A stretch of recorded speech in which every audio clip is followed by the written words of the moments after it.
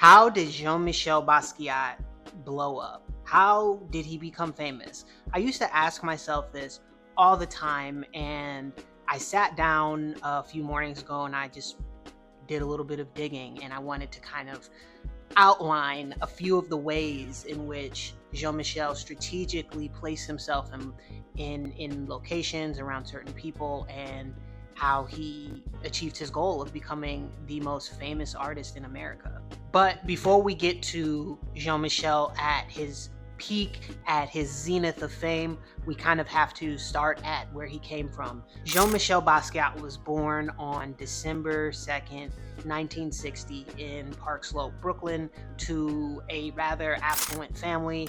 They weren't incredibly wealthy, but they weren't poor, which kind of is contrary to the image that he portrayed of himself being, a homeless kid in the middle of the downtown scene. But it was actually something that he chose for himself to pursue his dream. In June of 1978, Jean-Michel runs away from home for good, and he goes to downtown Manhattan to sort of insert himself amongst the burgeoning crowd of new wave artists in New York City. In the Lower East Side, it was not like how it is today, where it's essentially a mall. It was dangerous. There were vacant buildings, there were drug addicts, and people were being robbed left and right. It was not a place you went if you wanted to protect yourself.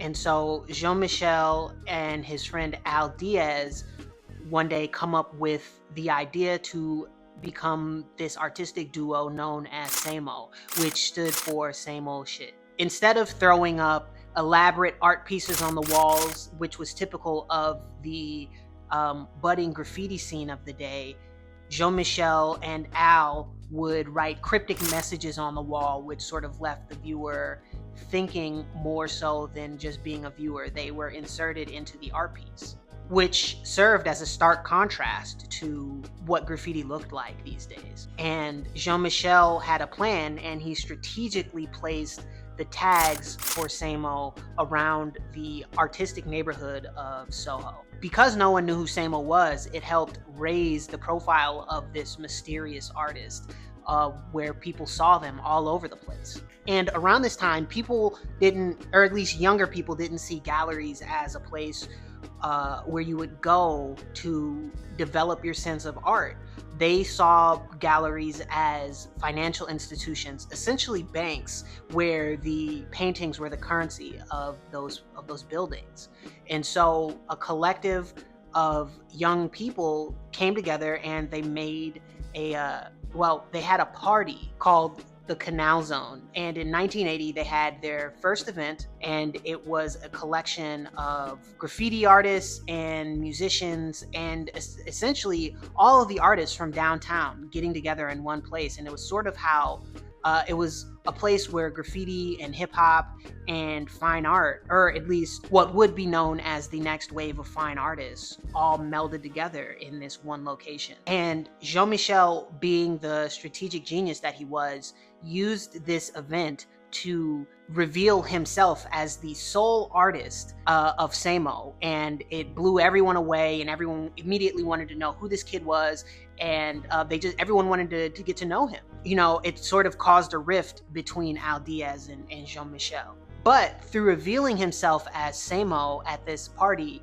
he cements himself as sort of a new legendary graffiti artist.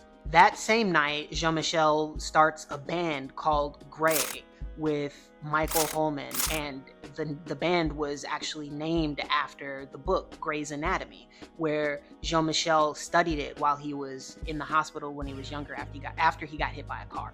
Jean-Michel wasn't working a traditional job at this time, and so to make ends meet, he started making t-shirts, postcards, and collages, and was selling them on the street.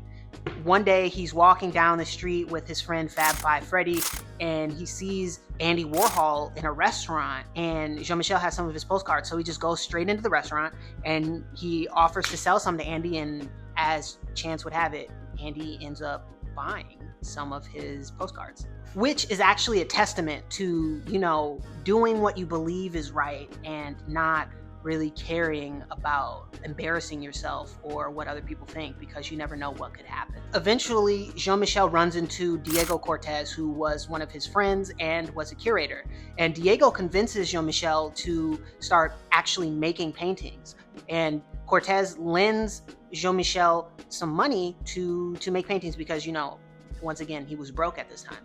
And so Jean-Michel is the star of this independent film that him and his group of friends are making called Downtown 81. And he sells his very first painting to the artist Debbie Harry for $200. And in January of 1980, the Times Square show happens, which was a major deal.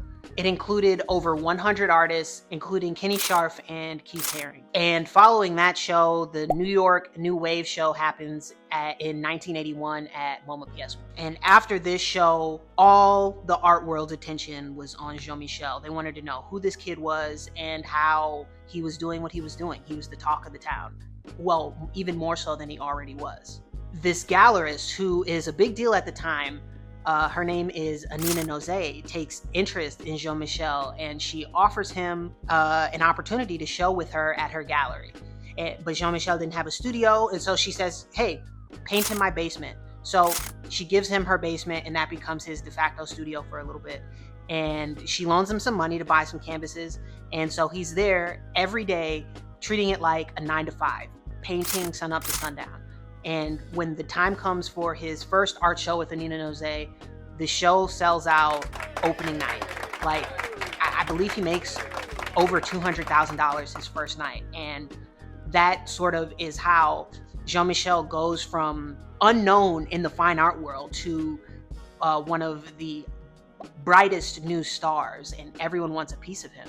And so, I could go deeper into how Jean-Michel continued to rise, but I wanted to focus this video on exactly how Jean-Michel crafted and focused his career to put himself in the right places at the right time, while knowing the correct people to have all of that meld together in the right moment to blow up. And for me, what I learned by studying these things is that he focused on creating the art, and he didn't really worry about the money. He was focused on making good work and meeting the right people. And so when the work got to be good enough and it was in the right place, he had enough people to back him up to say that his work was good. People like what other people like, unfortunately, right? Like, that's kind of how it goes. And so he was at the forefront of a new wave of new artists. And outside of his creative genius, he was a marketing genius, and he focused on being seen. That is one of the most important things you can do as a young artist, and that's something I'm trying to do. And so with that being said, I hope you enjoyed. If you made it this far in the video, type down below type down "boom for real" in the comments. I'll put some of the links in the description if you want to see some of these documentaries, or just like read up on Basquiat so you can like go deeper into his lore, because he lives a really interesting life, even though it's quite short and tragic. But before he passes away, he really pushes the boundaries of what it means to be a Black artist, but more specifically to what it means to be an artist, and how to unlock certain doors to get to the next level. So thank you for watching, and I will talk to you super soon. Peace. Griselda. Hey, yo.